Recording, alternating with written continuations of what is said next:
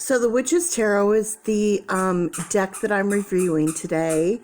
And one of my little puppies is my grand puppy, my daughter's dog, who I'm sitting for, who's going to squeak a squeaky toy through this whole thing. But that's okay. He's having fun. So the Witch's Tarot. It's been out for a while. And if you're looking to get this deck, you can get it on Walmart or on Amazon. It's around $25 depending on which way you go on that one.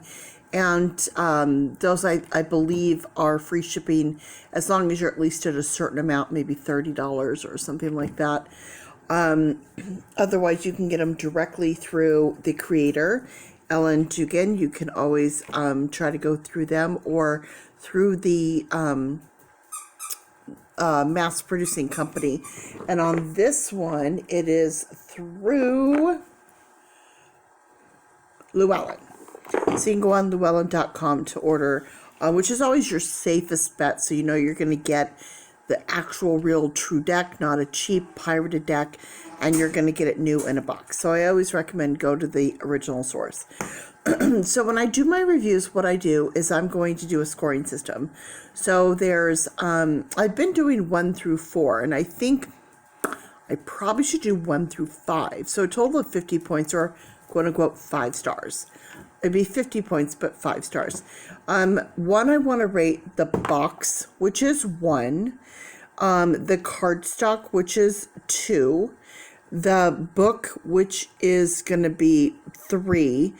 And then the overall presentation, which is 4. And then the art itself, which would be 5. Okay. So we have 1, 2, 3, 4, and then 5.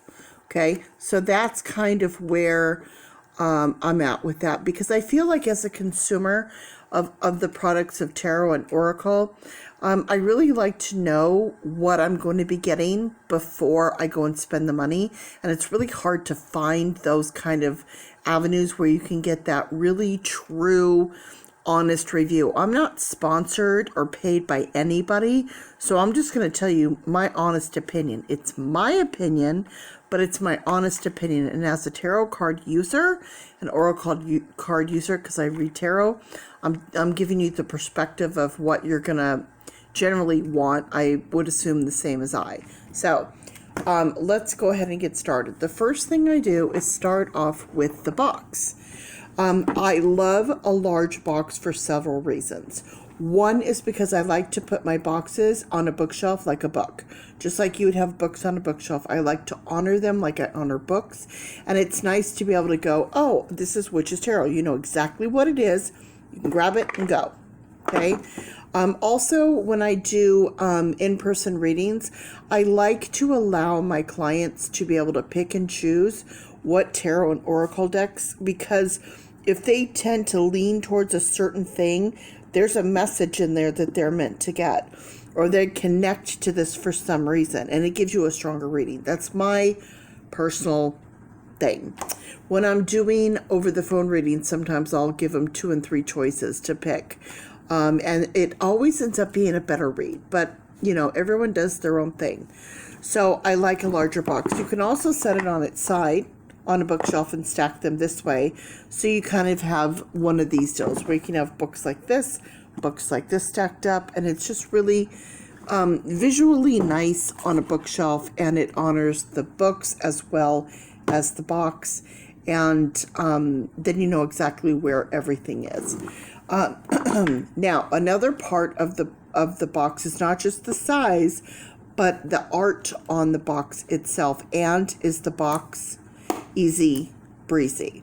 So the bottom scale would be a tuck box, and everything would go up from 1 to 10 from there. So this is a perfectly good size box because it allows to have a nice big book, i.e. the book. Okay, so that I love. And then it has the magnetic closure, so it's super easy to open and close. With the boxes that come like this, yes, they are 100% better than a tuck box. After a tuck box would be a box with no thumb holes. These are the little thumb holes. Because there's suction and you can't get them out. The thumb holes make it a bit easier, but there's still a suction issue there. So it's just, and then a lot of times it pops and the cards fly, and so yeah, this is where we need to be for sure. So I love the art on the box. I love the size of the box. I love that it has the magnetic closure. And then on the inside, you have this beautiful triple moon, which is gorgeous. And I do like that it has the pull ribbon that you can utilize. One step better is, instead of the little holes where you have to kind of pinch and pull, as you can see, it doesn't work so much. When they have the large square cutouts, you can reach in with your full grip and pull them out. So when you have the full cutout here, that is where we need to be on this, okay? Because as you can see with these little thumb holes, it's not coming out. So if you didn't have the ribbon, you'd be in trouble. So that's what I would highly recommend for creators, is that large rectangular cutout on the sides. Go with that every time. So the box is definitely, for me, I'm going to say, if this had the square cutouts, it would definitely be better. And if it was a little more original, where we had like the slide tops or a slide off this way, where it's like super easy breezy, would definitely be a winner chicken dinner for me, which is an absolute 10. So on this one here, this one for me is an 8. So I'm scoring this box an 8. Now, with the cards, and we pop out the cards. Okay, let's get those out. And we're going to address the cards next. Or in just a moment, I should say, not next. Where are we at? Okay. Almost messed those up. So I don't know what people say, fronts or backs. I always call these the backs because I consider the tarot to be the main part. So that would be, for me, the front, I guess. But front or back, I love the artwork. I think it's beautiful. It's super creative. Now, the artwork is brilliant. I give the artwork, I love the artwork. I think it's fun, it's just really, it's really good. I would say the artwork is definitely a 9. Here's the problem that I have with the cards. They're super glossy. So when you go to work with the deck, it's super, super slickery. It's like trying to catch a fish in water with oily hands. It's just like they're slippery, slidey. And when you're trying to work with the cards and handle them, they're like all over the place. I prefer a matte card. Plus, it reflects the light. I had to turn my light off, otherwise you would not be able to see these cards.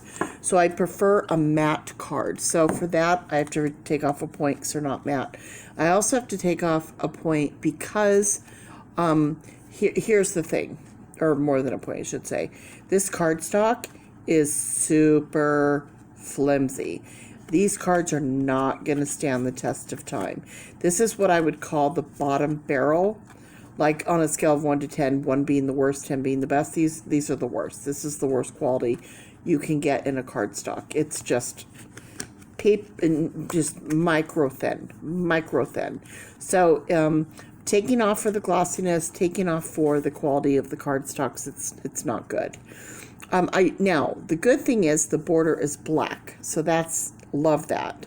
So that brings it one back up again. The other thing that I take off on the deck for is it's not edged. Now, when it's not edged, it makes a big difference because people that like an edged deck, we have to do it ourselves and we have to go card by card by card. So this is the Halloween Oracle. So I know all of you are pretty familiar with the Halloween Oracle. And this came unedged, so I had to edge it myself. And I did it in the orange to kind of go along with the theme of the Halloween and the orange to match the box. And so I had to do it card by card by card by card by card. And it is very, very, very time consuming. But, I mean, it makes all the difference in the world. So if you are like me, I would say creators, do an edge deck. Charge just a little bit more. People don't mind paying a little more for better quality. Use a better cardstock. Edge the deck. Okay? The more you put into it, the more we don't mind paying a little more for it because we're getting quality. Because these are we're going to keep forever. We want quality. So a lot of times, you know, when we're buying from mass producers, this is all we're offered. We have no other choice. We want to buy from you when you're doing your Kickstarter, but a lot of times the problem is sometimes you're 2 and 3 years out. So and sometimes they don't go through. So for the masses that wait for it to become, you know, a deck that's able to be purchased by all, you know, throw in that same kind of quality and we'll pay for it. So that's on there. Now with the book, I love the book. It's beautiful and it's color on the outside, which is, it's a really good solid book. And I do love that they have the full picture. The downside is they did not do it in color. So you're doing a bit of a oh, my brain just stopped working. A disservice because you don't get the quality of this beautiful artwork in the book. And I read the books cover to cover. The books to me are just as important as the cards. So I'm going to deduct on that because I do love when you know, do a full page of the card, but having it in color. Otherwise, this would have been a 10, 100%. Since it's not color, it gets a 9 because it's almost there. And now we're going to go ahead and get started in on the cards so you guys can see exactly what you're getting when you purchase this deck. Here we go. Make sure you get a nice view of these cards.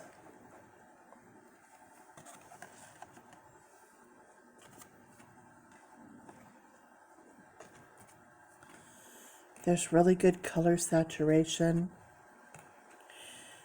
The black borders are really good. If they would have edged this deck in black or silver, it would have been amazing. Plus you have on the other side are gold because you have the gold here. So you could have gone, you know, with this purple or this blue or even, you know, this dark fuchsia reddish pink or black or silver or gold. There's so many things you could do on the edging there.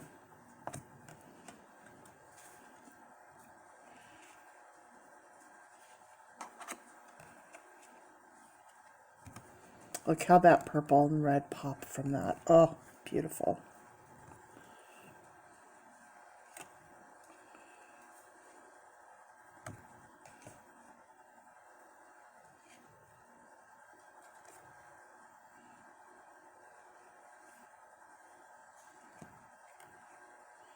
Love that tower card.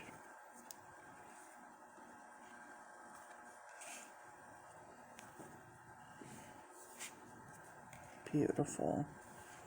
This one has a few extra cards in it too, which I really like. That your standard, the world card is amazing. That your other decks don't always have.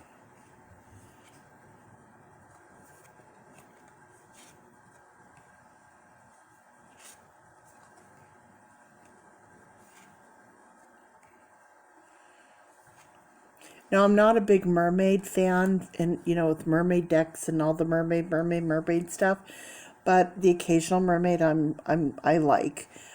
That's beautiful.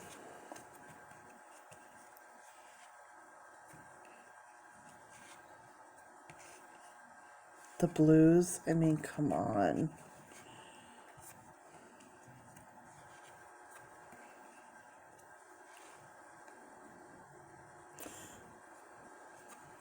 Kind of interesting on this one how the water is more green than blue.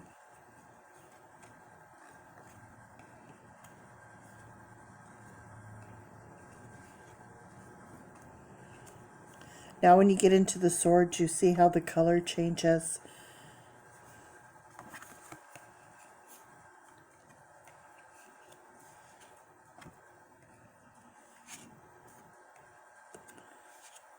Swords are so much more problematic. So they have that feel to them, the anxiety and the stress.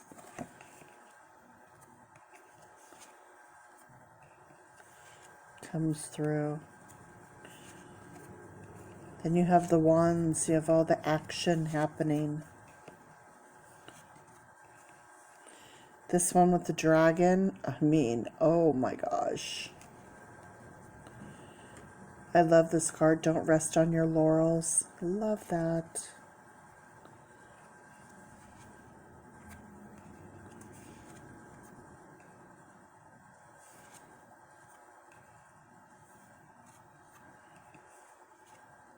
How beautiful is that night? Stunning.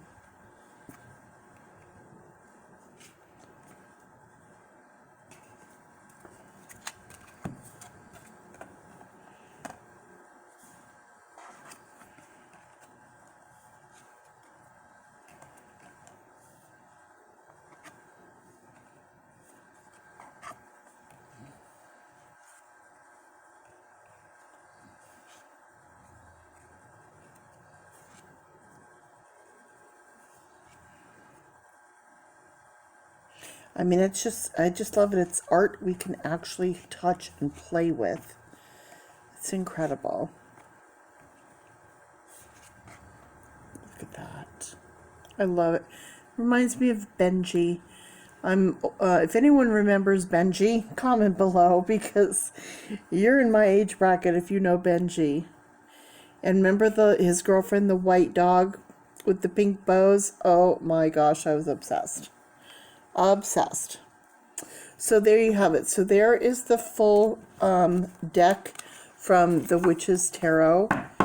And, you know, I have to say, it's, you know, for its price, it's a good deal. I just would rather pay more to get more, to get a better cardstock, to get an edge deck, and to get a colored book. I would definitely have paid more to do that. So go ahead and you'll see where I've scored this. And like I said, you can get this from Amazon or from Walmart. And it ranges between, you know, $20 to $30, including shipping-ish. And like and subscribe to my channel, comment below. I do free tarot readings. If you would like a tarot reading with the Witch's Tarot or any tarot, let me know, and I'm happy to do so. Comment and I'll get back with you, and we'll schedule a time and date. We do it just like this, where we do it video, your phone to my phone, but we're live, you know, chatting back and forth on the phone, just like this. And it is private. It's not on YouTube, obviously. And I would be more than happy to do it. It is free. Have a great day. Bye.